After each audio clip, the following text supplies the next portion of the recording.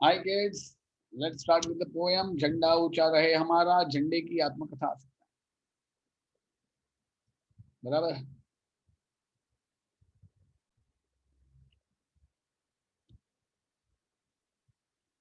परिचय। कविता 8वीं। झंडा झंडा ऊंचा ऊंचा सदा सदा रहेगा। रहेगा। रामदयाल पांडे। रामदयाल पांडे। परिचय। जन्म 1915, बिहार। मृत्यु 2002। परिचय। रामदयाल पांडेय जी स्वतंत्रता सेनानी और राष्ट्रभाव राष्ट्रभाव के के महान कवि थे। महान कवि थे। साहित्य को जीने वाले, अपने धुन के पक्के, आदर्श कवि और विद्वान संपादक के रूप में प्रसिद्ध रामदयाल जी अनेक साहित्यिक संस्थाओं से जुड़े रहे।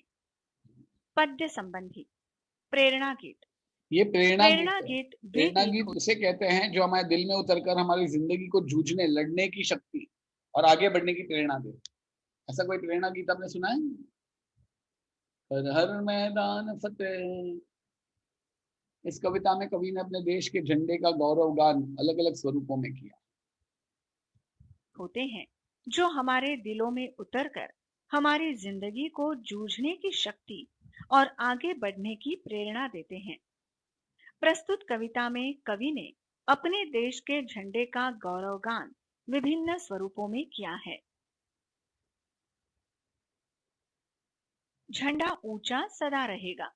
ऊंचा सदा रहेगा, ऊंचा सदा रहेगा। हिंद देश का प्यारा झंडा ऊंचा सदा रहेगा, झंडा ऊंचा सदा रहेगा। कवि कहता है कि हमारे हिंदुस्तान का झंडा हमेशा ऊंचा रहेगा, अर्थात हिंदुस्तान का गौरव और मान सम्मान हमेशा बना रहेगा। East to west, India is the best. यह झंडा प्रत्येक हिंदुस्तानी को अपने जान से भी प्यारा है। ऊंचा सदा रहेगा, ऊंचा सदा रहेगा। हिंद देश का प्यारा झंडा ऊंचा सदा रहेगा, झंडा ऊंचा सदा रहेगा। समझ में आया? झंडा हमेशा ऊंचा रहेगा, अर्थात हिंदुस्तान का गौरव व मान सम्मान हमेशा बना रहेगा। ये झंडा प्रत्येक हिंदुस्तानी को अपनी जान से भी प्यारा है। तूफानों से और बादलों से भी नहीं झुकेगा, नहीं झुकेगा, नहीं झुकेगा। झंडा ऊंचा सदा रहेगा, झंडा ऊंचा सदा रहेगा। इसका भावार्थ है, चाहे लाख तूफान आए और बादलों के झुंड इस देखो, तूफान और बादलों से भी नहीं झुकेगा। चाहे तूफान आए, बादलों का झुंड इस झंडे को दबाने की कोशिश करे। इन अदर वर्ड, ये तूफान और बादल क्या है? देश में संकट विंकट आए, कोरोना आए, चाइना आए, पाकिस्तान आए, पावरी भी आ जाए, ये हम हैं, ये हमारा झंडा है और यहाँ पावरी हो रही है।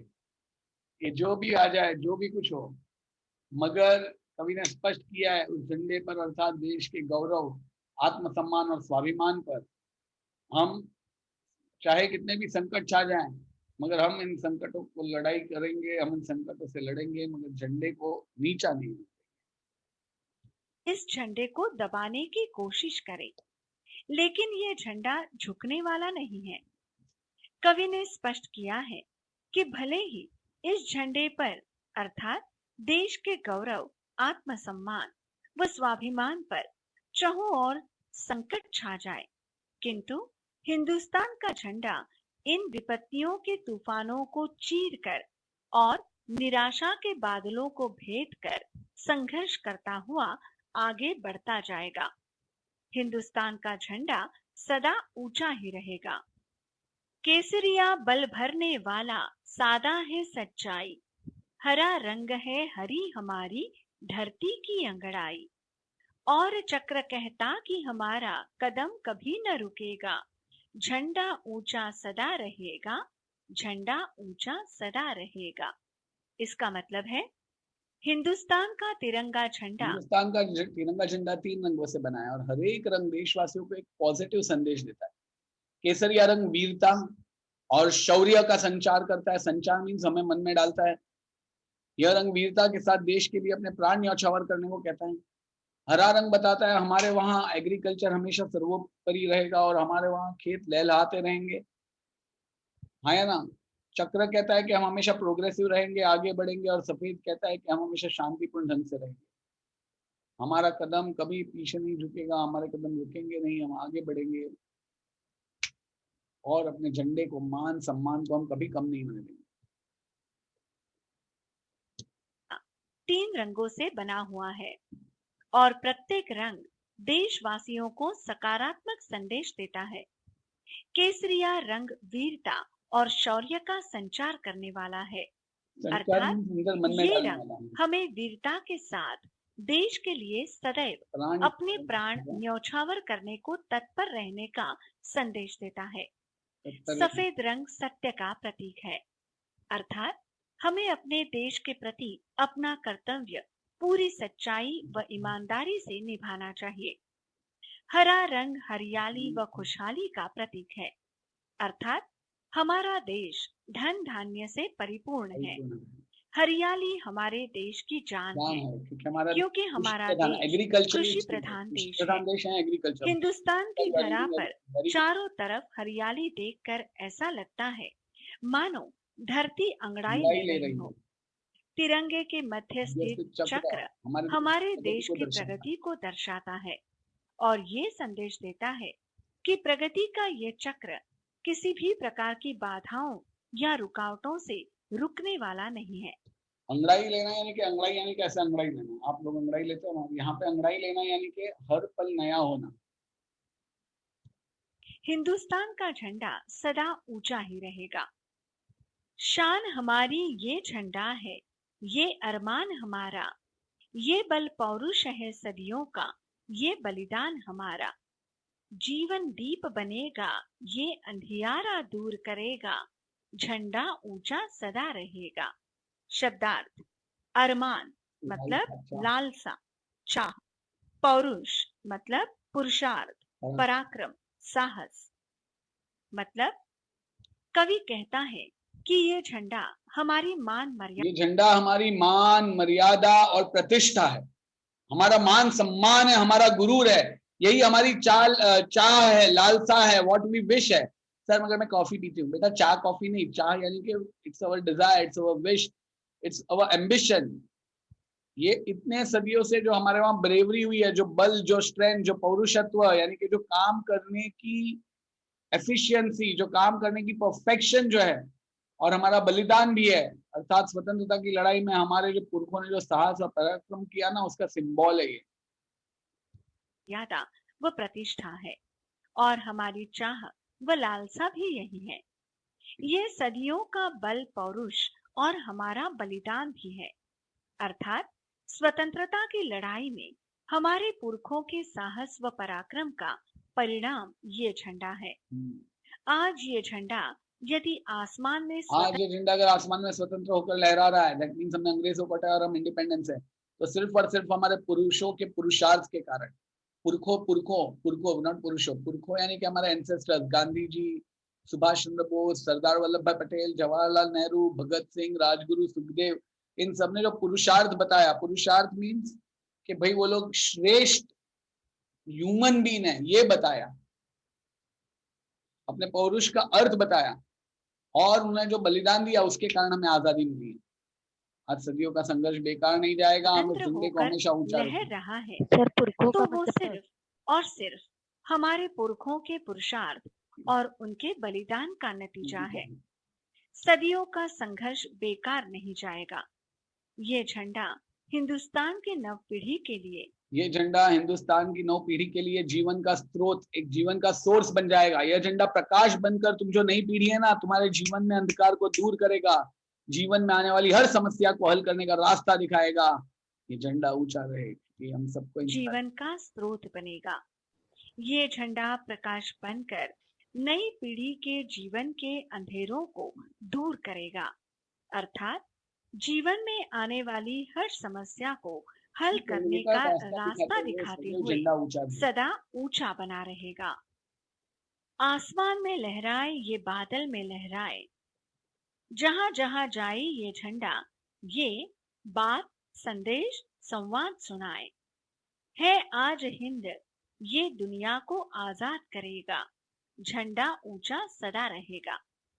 मतलब हिंद देश का झंडा है, ये जो हिंदुस्तान का झंडा है, ये आसमान और बादल में लहराता रहेगा, संपूर्ण विश्व में जहां कहीं भी जाता है अपने गौरव की बातें, संदेश और संवाद अपनी बात जरूर सुनाता है। हिंद देश का झंडा आज केवल हिंद देश की प्रगति और कल्याण का प्रतीक है, परंतु आने वाले दिनों में ये पूरे वर्ल्ड का बन जाएगा।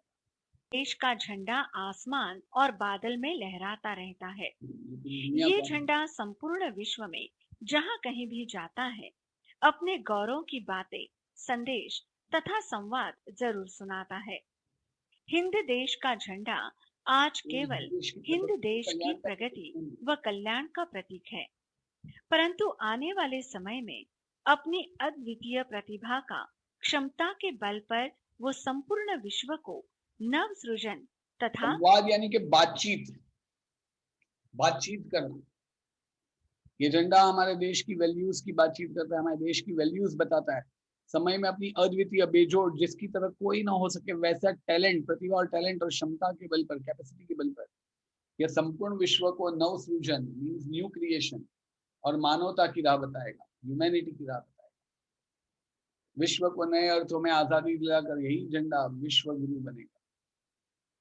हाँ है ना, विश्व को नए अर्थों में आजादी दिलाकर यही झंडा विश्व गुरु बनेगा। जैसे इंडिया को इंडिपेंडेंस मिली तो उसने बाकी सब कॉलोनीज को भी फ्री करने के लिए किया ना, अफ्रीका में नेल्सन मंडेला उन सबको हेल्प की ना, तो विश्व गुरु बन जाएगा भाई एक दिन।